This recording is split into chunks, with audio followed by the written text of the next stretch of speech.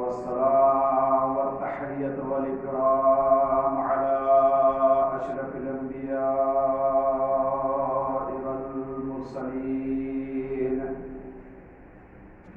شفيع المذنبين أنيس الغريبين راحة العاشقين الذي بعثه رحمة للعالمين الملقب بطه وياسين مولانا القاسم محمد. اللهم صل على محمد وآل محمد وعلى أهل بيته الطيبين الطاهرين الغر الميامين المعصومين المظلومين ولعنة الله على أعدائهم أجمعين من الآن هذا إلى قيام يوم الدين. أما بعد فقد قال الله الحكيم بسم الله الرحمن الرحيم إنما وليكم الله ورسوله والذين آمنوا الذين يقيمون الصلاة ويؤتون الزكاة وهم راكعون. صلوات على محمد وآل محمد. اللهم صل على محمد وآل محمد. قرآن مجید میں اس آیت کے علاوہ اور بہت سی آیتیں ایسی ہیں کہ جس میں اللہ تبارک و تعالی نے حضرت امیر المومنین علی بن ابی طالب کی ولایت کا تذکرہ کیا ہے. قرآن مجید میں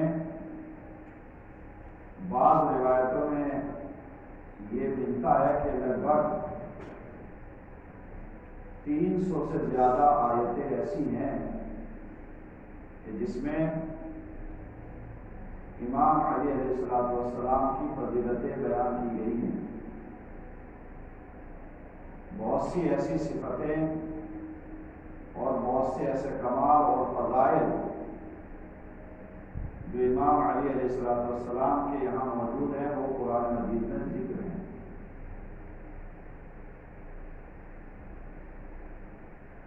امام علی علیہ السلام کا تذکرہ اور آپ کا ذکر اور آپ کو یاد کرنا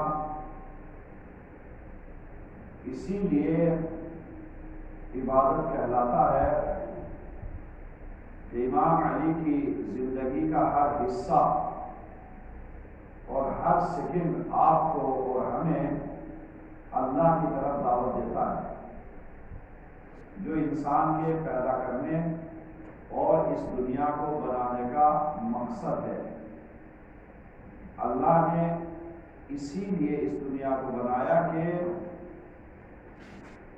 انسان اختیار رکھتے ہوئے فریڈم کے ساتھ اللہ کے راستے کو اپنائیں اور اس کے اگزامپل اور اس کے نمونے اللہ نے انسانی شکل میں دنیا میں بھیجے ہیں جس میں سے ایک حضرت علی علیہ السلام ہے. پیغمبر اکرم صلی اللہ علیہ وآلہ وسلم نے دین اسلام کا اعلان کیا, دین اسلام کو ہمیں پہچنوایا اور ہم تک پہنچایا, اور دین اسلام کو پہنچانے میں اور دین اسلام کو پہچنوانے میں کوئی معمولی سی بھی بھول یا غلطی یا مسٹیک نہیں ہوئی ہے, چاہے وہ کیسے بھی احکام ہو. تو ظاہر سی بات ہے امام علی علیہ السلام کے فضائل بیان کرنے میں اور ان کو پہچانوانے میں بھی آپ کو کوئی بھول یا غلطی نہیں ہو سکتی, کیونکہ دیکھیے انسانوں کی رائے اور ہم انسانوں کی سوچ کیوں الگ الگ ہوتی ہے۔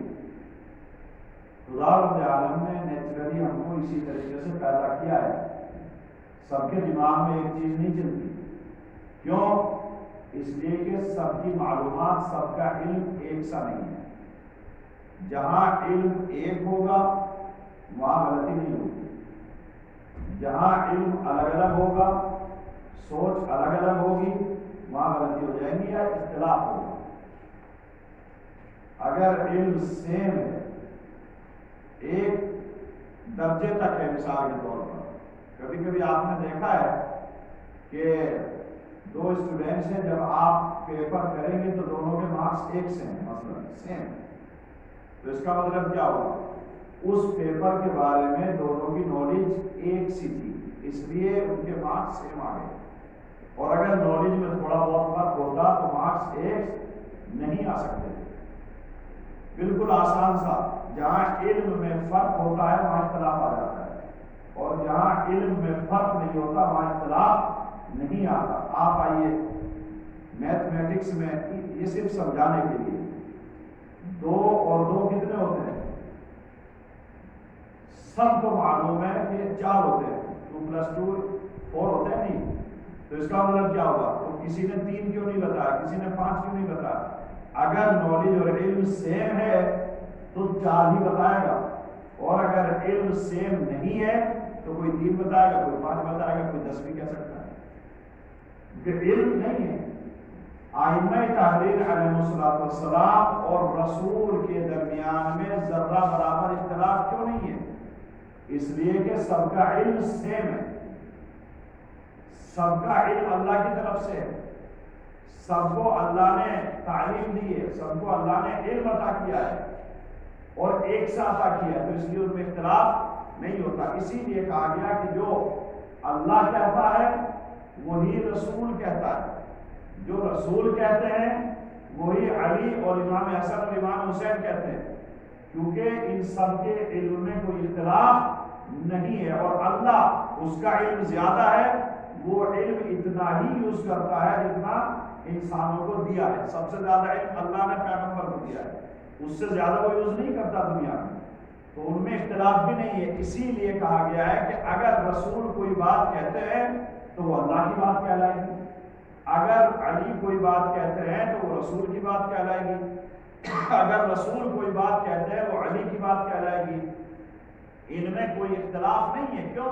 اس لیے کہ ان کے علم میں کوئی فرق نہیں۔ ایک صلوات پڑھے بر محمد و آل محمد۔ اللہم صلی علی محمد و آل محمد۔ قرآن مجید میں کئی آیتیں ایسی ہیں جس میں کہا گیا ہے کہ اللہ اور رسول کی اتباع کرو، اللہ اور رسول کی اطاعت کرو، ان کی باتوں کو مانو۔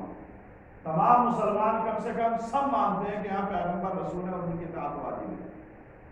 تو ولایت کے اوپر جو زور دیا گیا ہے، امام علی کی اطاعت کے اوپر جو زور دیا گیا ہے، وہ فوکس کیا گیا، وہ اسی لیے کہ لوگ رسول کو تو رسول مانتے ہیں، مگر امام علی علیہ السلام کی امامت میں اور آپ کی ولایت میں لوگ اختلاف کریں گے۔ تو قرآن مجید نے بھی کافی زور دیا ہے کہ ولایت علی اہم ہے، پیغمبر اکرم نے بھی ہمیں سمجھایا ہے ٹائم ٹو ٹائم کہ ولایت علی اہم ہے۔ اسی لیے آپ دیکھیں گے کہ قرآن مجید میں بہت سی آیتیں ایسی ہیں جو ہمیں گائیڈ کرتی ہیں اور ہمیں ہدایت کرتی ہیں کہ علی ابن ابی طالب تمہارے ولی ہیں۔ یہ آیت تو کلیئر ہے جو میں مسلسل پڑھ رہا ہوں آپ اور آپ کے سامنے۔ کچھ اور آیتیں ایسی ہیں کہ جس میں یہ بیان کیا گیا ہے کہ ولایت علی کے بغیر، ولایت علی کے بنا نہ رسولوں کی رسالت قابل قبول ہے اور نہ ہی مسلمانوں کا ایمان اور ان کے اعمال قابل قبول ہے۔ کیوں؟ اس لیے کہ اللہ نے کہا کہ ان کو مانو، تو ماننا واجب ہے۔ اب یہ نہیں ہے کہ ہم یہ کہیں کہ بعض باتیں تو ہم مان لیتے ہیں اللہ کی لیکن بعض باتیں نہیں مانیں گے، نہیں، ماننی ہے ساری کی ساری۔ کسی بھی ایک چیز کا انکار تمام باتوں کا اور تمام چیزوں کا انکار ہے۔ مثلا انسان کہہ کہ میں نماز کو نہیں مانتا، باقی ساری باتیں میں مانتا ہوں، میری سمجھ میں نہیں آتی نماز، تو اس کا مطلب کیا پورا دین نہیں ماننا ہے؟ یا انسان کہتا ہے مجھے روزہ سمجھ میں نہیں آتا، بھائی اللہ نے رزق دیا ہے، بھوکے پیاسے کیوں مرے، مثال کے طور پر۔ یا انسان کہے جب خمس اور زکوٰۃ کی بات آتی ہے کہ ہم رات دن محنت کرتے ہیں، نہ صبح دیکھتے ہیں نہ شام دیکھتے ہیں، باقی ساری چیزیں اچھی ہیں، مگر یہ ہمارے سمجھ میں نہیں آتا، مثال کے طور پر۔ تو دین اسلام یہ نہیں ہے کہ جو ہماری سمجھ میں آئے وہ ہم مان لیں اور جو ہماری سمجھ میں نہ آئے اسے ہم نہ مانیں۔ اسی طریقے سے پیغمبر اکرم کے بیانات میں بھی جو ہمیں اچھا لگے اسے تو مان لیں، اور جو ہمارے مزاج سے سوٹ نہ کرتا ہو، جو میل نہ کھاتا ہو، اسے نہ مانیں۔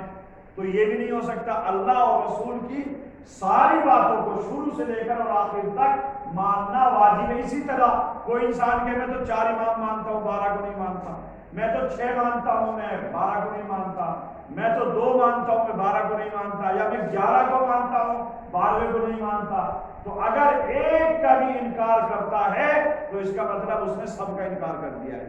12 کے 12 اماموں کی امامت کا ماننا واجب ہے۔ کوئی یہ نہیں کہہ سکتا بس میں تو علی، چونکہ مولانا بھی آپ بھی پڑھ رہے ہو، علی کا تذکرہ ہو رہا ہے، ولایت علی کا ذکر ہو رہا ہے تو بس میں مانتا ہوں، باقی اوروں کا ذکر کہاں ہے؟ بعض حدیثوں میں اور روایتوں میں بیان کیا گیا ہے کہ جہاں علی کی ولایت کا تذکرہ ہے وہاں الاوصیاء بعدہ کا تذکرہ ہے کہ ان کے بعد میں جتنے بھی وصی ہیں یا جو ان کی نسل سے امام ہیں یا جو ان کی اولاد میں امام ہیں ان کی بھی ولایت واجب ہے۔ تو ساری باتوں کا ماننا واجب ہے، کسی ایک کا بھی انکار اس کا مطلب ساری باتوں کا انکار کرنا ہوتا ہے۔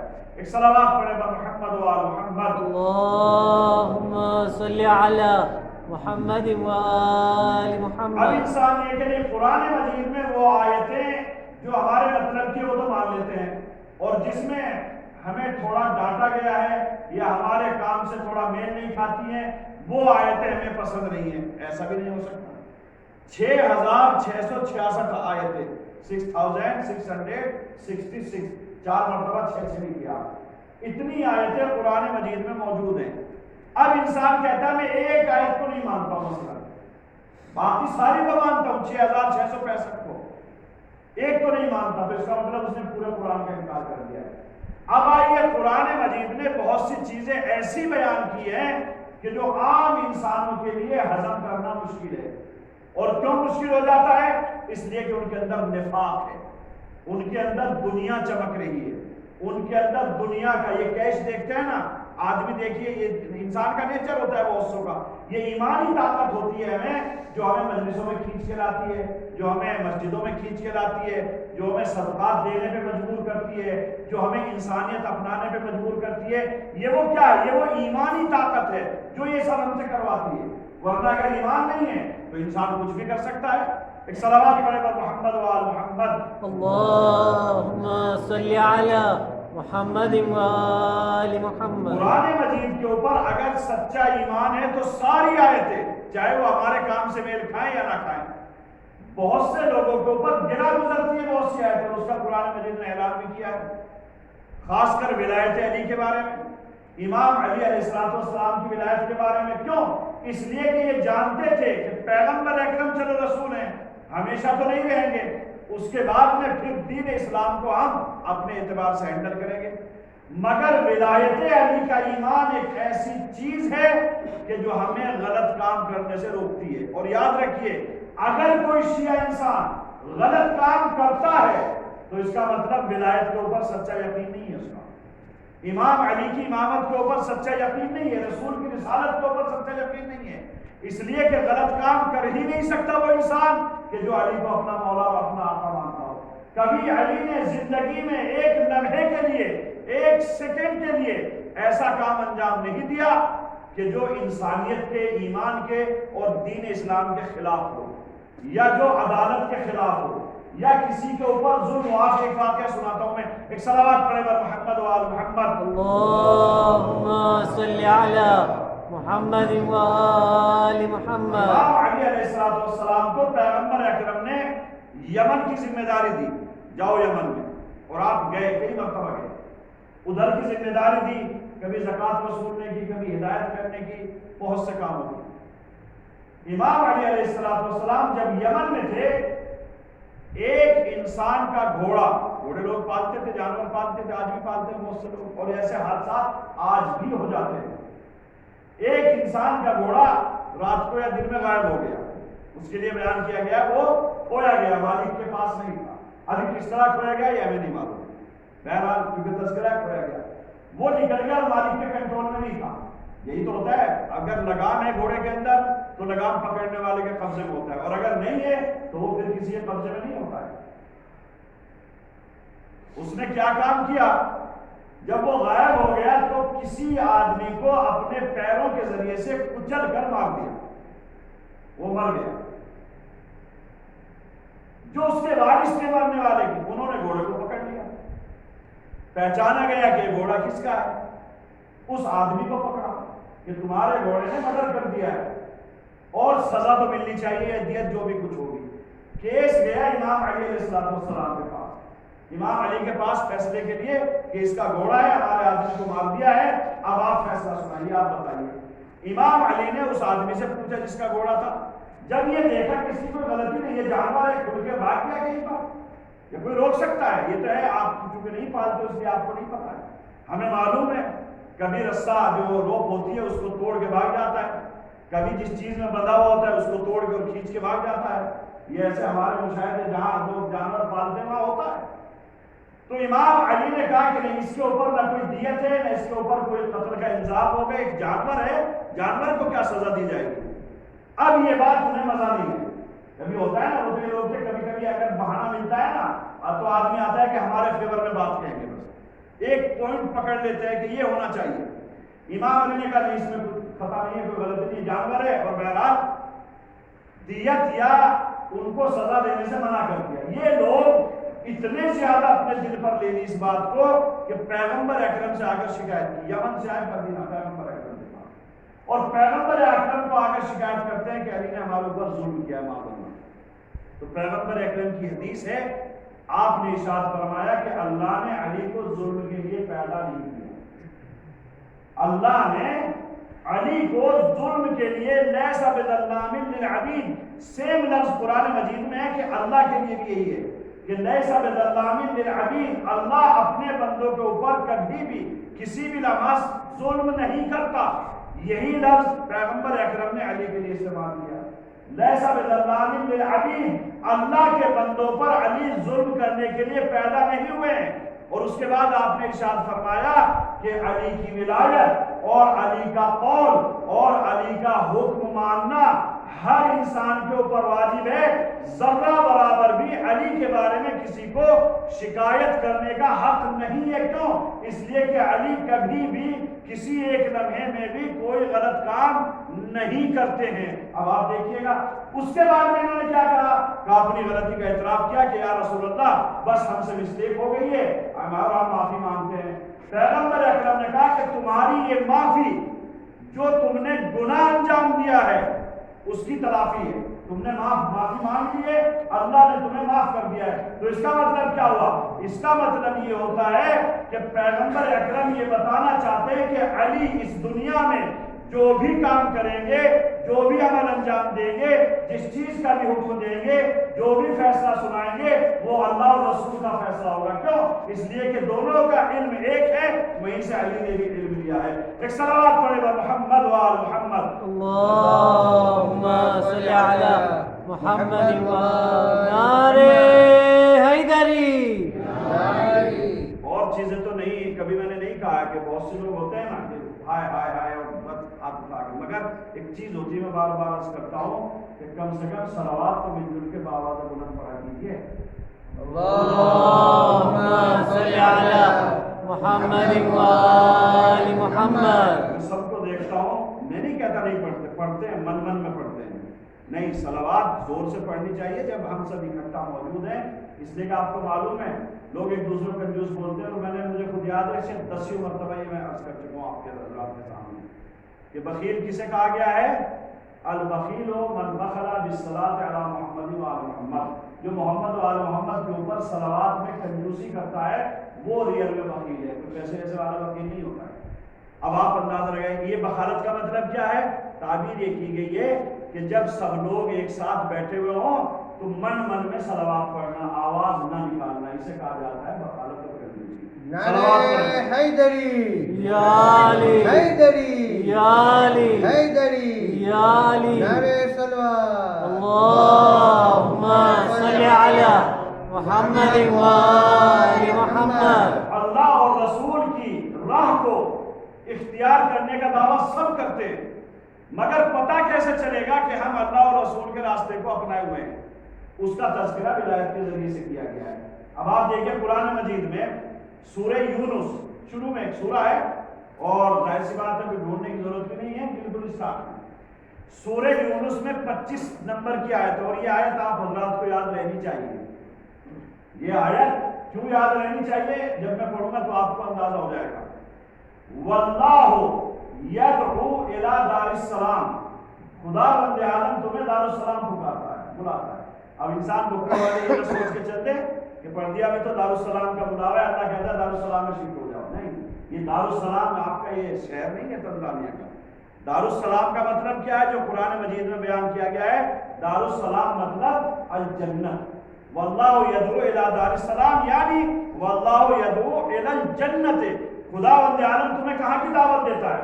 خداوند عالم تمہیں پکارتا ہے، خداوند عالم تمہیں بلاتا ہے، خداوند عالم تمہیں آواز دیتا ہے، کس کی طرف؟ جنت کی طرف۔ اللہ یہ چاہتا ہے کہ تمام انسان جنت میں جائیں، اللہ یہ چاہتا ہے تمام انسان جنت کی زندگی گزارے۔ اسی لیے اسے کیوں سلامتی کا شہر کہا گیا؟ وہاں کوئی پریشانی نہیں، وہاں کوئی پرابلم نہیں ہے، وہاں کوئی بیماری نہیں ہے، وہاں کوئی بغض و حسد نہیں ہے، وہاں کسی طریقے کا کوئی جھگڑا نہیں ہے، وہاں انسان کو کچھ بھی پرابلم یا کچھ بھی مشکل نہیں ہوگی۔ اس لیے کہا جاتا ہے جنت کو بھی دار السلام، ایک سلامتی اور امن کا شہر یا امن کی جگہ۔ اور یہاں دنیا میں تو آپ کون سا شہر ہے ایسا جہاں مشکل نہ ہو، جہاں پریشانی نہ ہو؟ کون سا شہر ہے ایسا؟ تو اس کو جنت نہیں کہا گیا ہے۔ ہاں اب آپ دیکھیے قرآن مجید نے کہا کہ اللہ واللہ یدعو الی دار السلام ویہدی من یشاء الی صراط مستقیم۔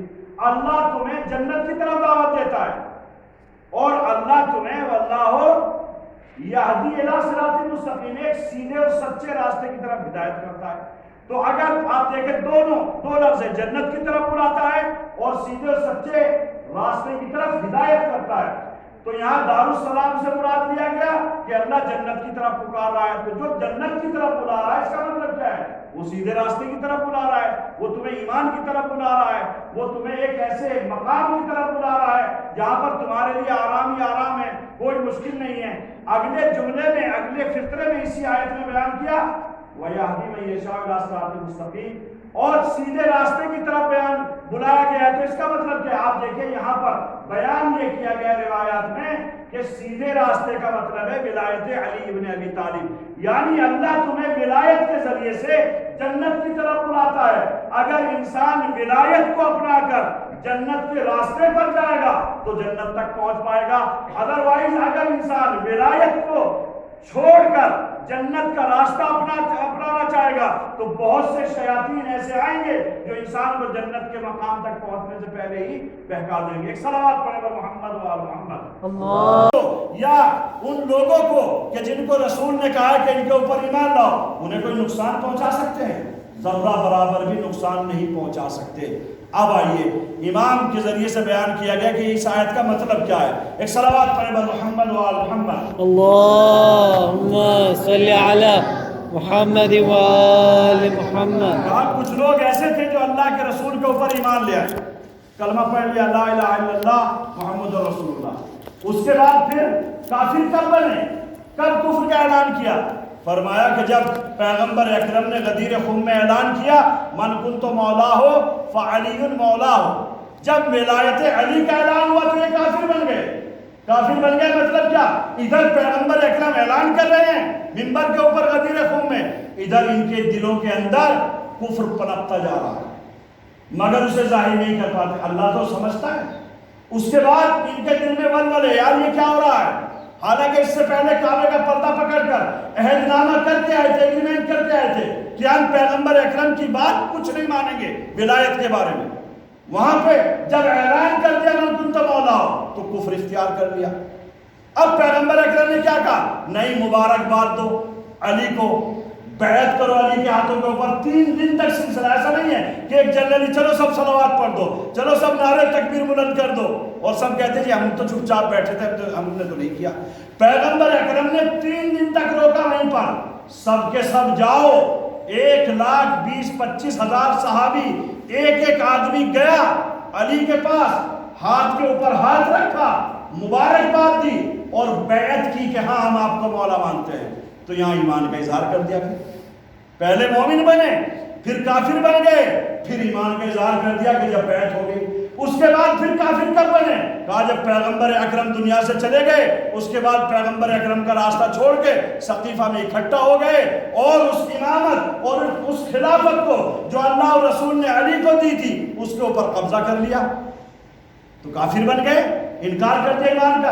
اب اس کے بعد چونکہ پیغمبر اکرم تو موجود ہے نہیں، ثم ازدادوا کفرا، پھر ان کا کفر بڑھتا چلا گیا۔ ان کا کفر کیسے بڑھتا چلا گیا؟ آپ اندازہ لگائیے، یہ کیا کم ظلم تھا۔ ایک کافر بھی شاید انسان نہیں کر سکتا جو پہلے سے کافر رہا ہوگا۔ پیغمبر اکرم کی آنکھ بند ہوئی اور اہل بیت کو جتنا ستانا تھا، جتنا ستا سکتے تھے، اتنا تبھی سے ستانا شروع کر دیا۔ یہ کہا جاتا ہے کفر میں زیادتی، کفر میں بڑھتے چلے گئے۔ ورنہ آپ سوچئے، ان اللہ یغضب لغضب فاطمہ، خداوند عالم جب غضبناک ہوتا ہے تو انسان کافر سے غضبناک ہوتا ہے، مومن سے کبھی نہیں ہوگا۔ مگر یہاں کیا کہتا ہے؟ فاطمہ اگر غضبناک تو اللہ غضبناک ہو جاتا ہے۔ تو اس کا مطلب کیا ہے؟ اگر فاطمہ کسی کے اوپر غصہ ہے وہ پھر ایمان والا نہیں رہتا ہے، وہ مومن نہیں رہتا ہے، اور تاریخ بتاتی ہے کس کے اوپر غضبناک ہے۔ دروازے پر آگ اور لکڑیاں، یہ کم ظلم تھا، کفر میں اضافہ ہوتا چلا گیا۔ اس کے بعد مولا کائنات امام حسن کے جنازے کے اوپر تیر برسانا، یہ کم انسانوں کا کیا تھا؟ یہ ان کا کفر ایسے بڑھتا چلا گیا تھا۔ اور اب آپ دیکھیں گے کہ کربلا میں انتہا ہو گئی۔ کربلا میں کس طریقے سے بہت سے لوگ سوچتے ہیں کہ شاید کربلا میں نہیں، بنیاد کربلا کی ثقیفہ میں رکھی گئی، اس کا فاؤنڈیشن کہاں رکھا گیا؟ ثقیفہ بنی ساعدہ میں۔ اہل بیت کو ستانے کا سلسلہ وہاں شروع ہوا اور آج تک بھی موجود ہے، کربلا میں بھی ختم نہیں ہوا ہے۔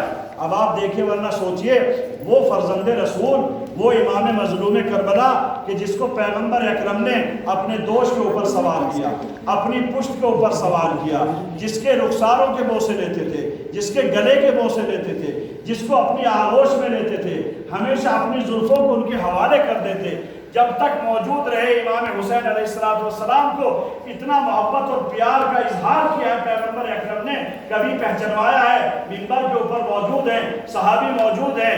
امام حسین بچپنے میں ابا کے دامن میں الجھ کر گر جاتے ہیں، پیغمبر اکرم خود اتر کر امام حسین کو آغوش میں لے کر منبر پر جانے کے بعد یہ بیان فرماتے ہیں، ھذا حسین فاعرفوہ، یہ حسین ہے، اسے پہچانو۔ کیا صحابی نہیں سمجھتے تھے؟ کیا صحابی نہیں پہچانتے تھے کہ یہ حسین ہے، یہ نواسے رسول ہے؟ مگر پھر بھی بتایا کہ دیکھو یہ حسین ہے، ان کو پہچان لو۔ مطلب یہ تھا کہ میں دیکھنا چاہتا ہوں کہ میرے بعد حسین کے ساتھ تمہارا کیا سلوک ہوگا۔ عزادارو، کربلا کے میدان میں مظلوم کربلا کو گھیرنے والے وہی افراد تھے کہ جو کلمہ پڑھ رہے تھے، وہی افراد تھے جو نمازیں بھی پڑھتے تھے، وہی افراد تھے جو رسول کا کلمہ محمد رسول اللہ زبان کے اوپر جاری کیا کرتے تھے۔ مگر کس طریقے سے اسلام میں کہاں روا ہے، اسلام نے کب بیان کیا ہے، اسلام کی کون سی فقہ کا مسئلہ ہے کہ جس میں یہ کہا گیا ہو کہ کسی کے اوپر پانی بند کر دو؟ اسلام تو یہ کہتا ہے دشمن تو دشمن، اگر قاتل بھی ہے اس کے اوپر پانی مت بند کرو، اگر انسان تو انسان، اگر جانور بھی ہے اس کے اوپر پانی بند مت کرو۔ اسلام تو یہ کہتا ہے کہ اگر تمہاری عبادت کے لیے پانی ضروری ہے اور کسی کی پیاس بجھانے کے لیے بھی پانی ضروری ہے اور تمہارے پاس زیادہ پانی نہیں ہے تو اپنی عبادت کو بغیر پانی کے انجام دو، مگر پانی کے ذریعے سے پیاسے کی پیاس بجھا دو، جانور تک کی پیاس بجھا دو، حتیٰ کہ نجس العین جانور بھی ہے اس کی پیاس بجھا دو۔ یہ دین اسلام کہاں کہتا ہے کہ نہر فرات کا پانی بہتا رہے اور فرزند زہرا، اولاد رسول زادیاں، رسول کے اہل حرم بھوکے اور پیاسے رہیں۔ عزادارو، 7ویں محرم ہے، کہا یہ جاتا ہے کہ پانی تو 3 محرم یا 4 محرم سے اہل حرم کے اوپر بند کر دیا گیا تھا، مگر 7 محرم سے خیام حسینی میں پانی کا ایک قطرہ موجود نہ تھا۔ بچے بھی پیاس سے بلک رہے تھے، بوڑھے بھی پیاس سے بلک رہے تھے، عورتوں کو بھی پیاس کی شدت تھی، مگر سب برداشت کر رہے تھے۔ مگر بچوں سے کہاں برداشت ہوتا ہے، وہ کبھی کبھی علمان العطش کی آوازیں بلند کرتے تھے۔ عزادارو، اسی اسنا میں 3 دن گزر گئے، اہل حرم بھوکے اور پیاسے اور نہر فرات کا پانی بہ رہا ہے، مگر شب عاشور عجیب عجیب منظر ملتا ہے، نہ کسی کو پانی کی فکر ہے، نہ کسی کو کھانے کی تمنا ہے، نہ کسی کو کوئی اور فکر ہے۔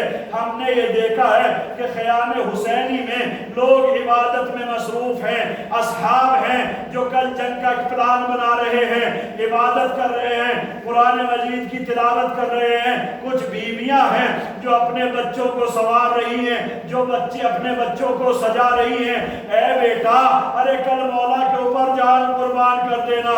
اونو محمد کو زینب نے سنوارا، ام لیلا نے علی اکبر کو سنوارا، ام رباب علی اصغر کو جھولا جھلا رہی ہیں، لوریاں دے رہی ہیں، اور کل کربلا میں قربانی کا سبق پڑھا رہی ہیں۔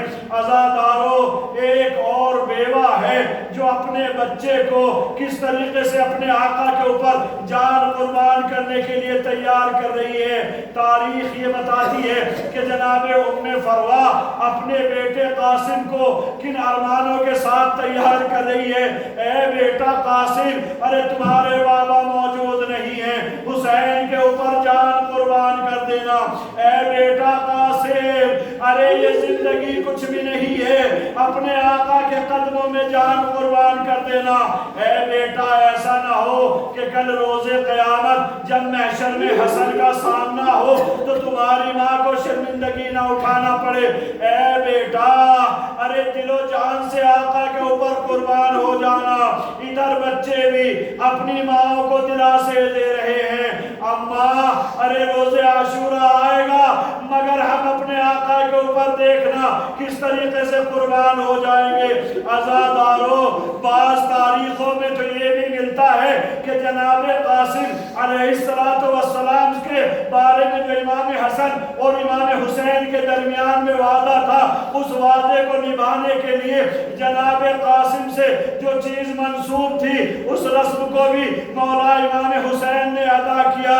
تو عزادارو، اس روایت کے مطابق یہ بھی ملتا ہے کہ جب صبح عاشور ہوئی، جناب قاسم نے اپنی ماں کو الوداع کیا، اپنی پھوپھیوں کو الوداع کہا، اور جناب مظلوم کربلا کے قدموں میں آ کر بیٹھ گئے اور عرض کیا، اے آقا، ارے ہمیں بھی مرنے کی اجازت دے دیجئے۔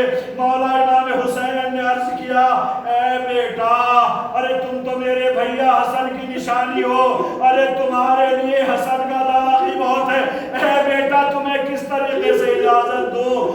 تاریخ یہ کہتی ہے کہ امام حسن کے بیٹے کو جناب امام حسین نے یہ کہہ کر واپس کر دیا، اے بیٹا، ارے میرے بھیا کی یادگار ہو، میں تمہیں دیکھ لیتا ہوں تو میرے کلیجے میں ٹھنڈک پڑ جاتی ہے، میری آنکھوں کی روشنی تیز ہو جاتی ہے۔